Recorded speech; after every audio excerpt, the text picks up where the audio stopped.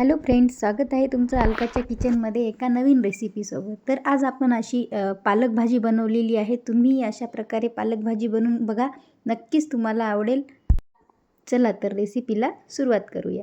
तर त्यासाठी मी इथे स्वच्छ धुवून पालकची पाने घेतलेली आहेत आणि ती मी बारीक कापून घेत आहे. भाजीमध्ये मी इथे थोडेसे देठ पण घेतलेले आहेत, त्याने भाजीला खूप छान चव येते. भाजीमध्ये देठ असतील तर थोडीशी भाजी बारीक कापून घ्यायची, म्हणजे देठ पटकन शिजतील.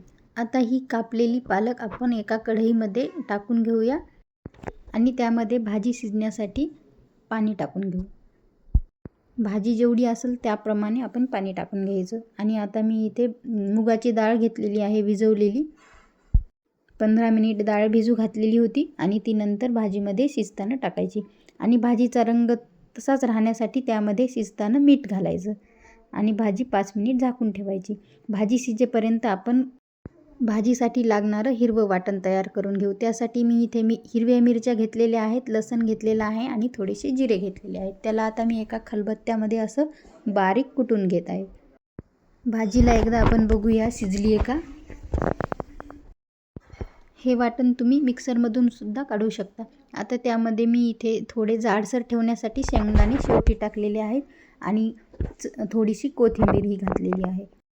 कोथिंबीर घातल्यावरही थोडंसं ठेचून घ्यायचं, म्हणजे कोथिंबीरची चव आणखी छान येईल.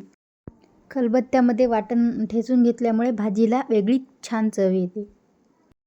आणि अशा प्रकारे आपण वाटण तयार केलेलं आहे. आता शिजत घातलेली पालक आपण कशी शिजली आहे ती बघून घेऊया. आणि हे बघा, अशा प्रकारे आपली पालकही छान गाळ शिजलेली आहे.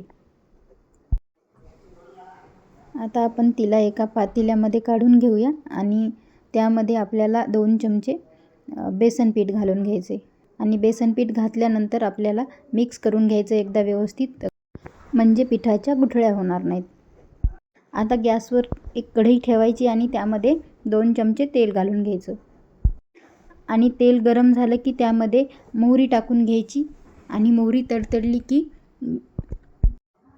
लसूण आणि आपण तयार केलेलं हिरवं वाटण टाकून घ्यायचं आणि ते 1 मिनिट परतून घ्यायचं.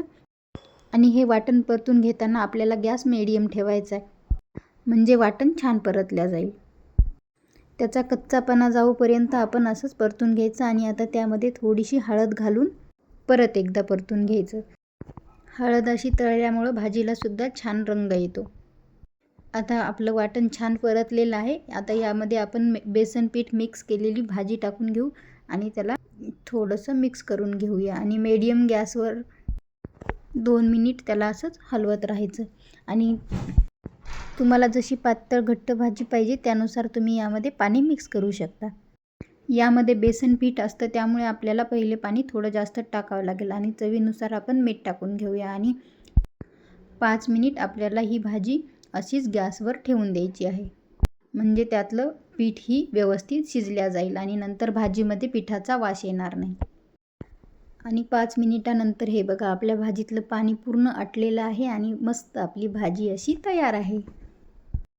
पालक भाजीची रेसिपी कशी वाटली कमेंटमध्ये सांगा. आणि नवनवीन रेसिपीज बघण्यासाठी चॅनलला सबस्क्राईब करा. आणि व्हिडिओ आवडला असेल तर व्हिडिओला लाईक करा. भेटूया आपण पुढच्या नवीन व्हिडिओमध्ये.